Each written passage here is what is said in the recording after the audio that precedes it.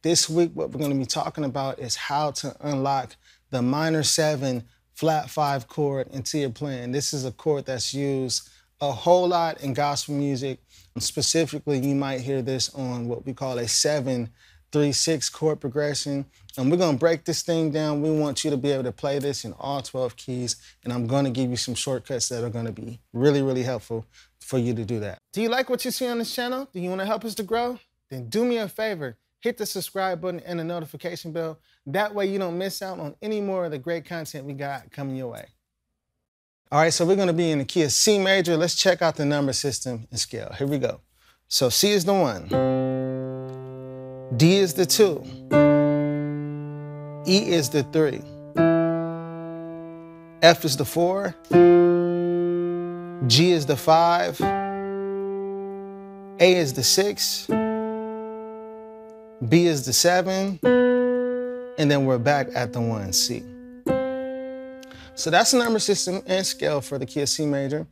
So the chord that we're going to focus on is going to happen on the 7, okay, in the key of C major. So just to give you an example of what this minor 7 flat 5 chord sounds like, it sounds like this. Okay, that's it right there. And then usually you would go to something like this on the 3, okay, and then to the 6.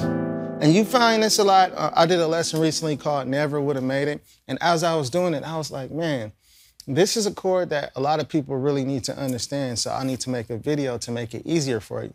And when you hear the song Never Would Have Made It, never would have made it. That's it right there. Okay? Never would have made it. So it's that chord. And it's used in other songs too as well, if you really, really pay close attention. But it happens on the 7 most of the time.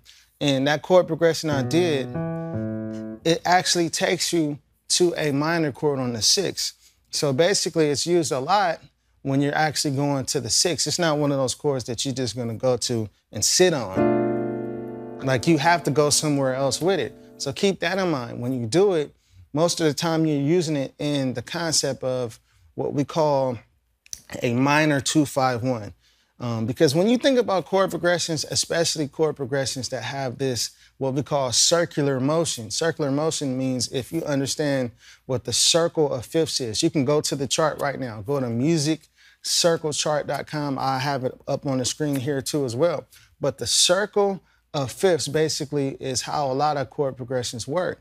When you have 2-5-1s, basically if you think about the key of C, the 2-5-1 goes from D to G to C, if you think about the C major scale, right? So the 2 is D, the 5 is G, and the 1 is C.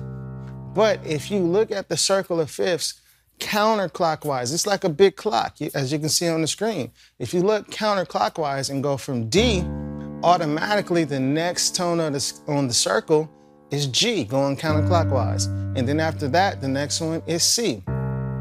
Now, if we were to look at B, because that's the tone, we're looking at a 7-3-6 chord progression, right? Now, if you look at the 7-3-6 and you start from B, right?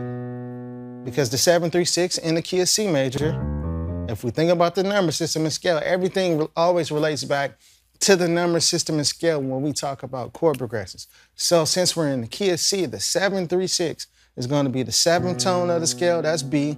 The 3rd tone of the scale, that's E. And then the 6th tone is A. So we're moving with B going to E to A. And if you look at the circle of fifths counterclockwise, that's moving in fourths. So technically, you would say circle of fourths. But we're going to go from B and then going to E. That's right after B, going counterclockwise. And then right after that is A. So a lot of songs move within these patterns. It doesn't matter if you're doing a 7-3-6. Really, a 7-3-6 is just another 2-5-1.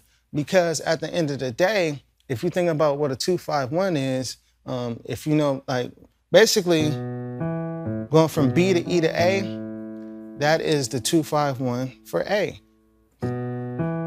So some type of way, all of these circular chord progressions, I don't care if you're playing a 3-6-2, that could be a 2-5-1 for another key. Whatever that last tone is that you end up on,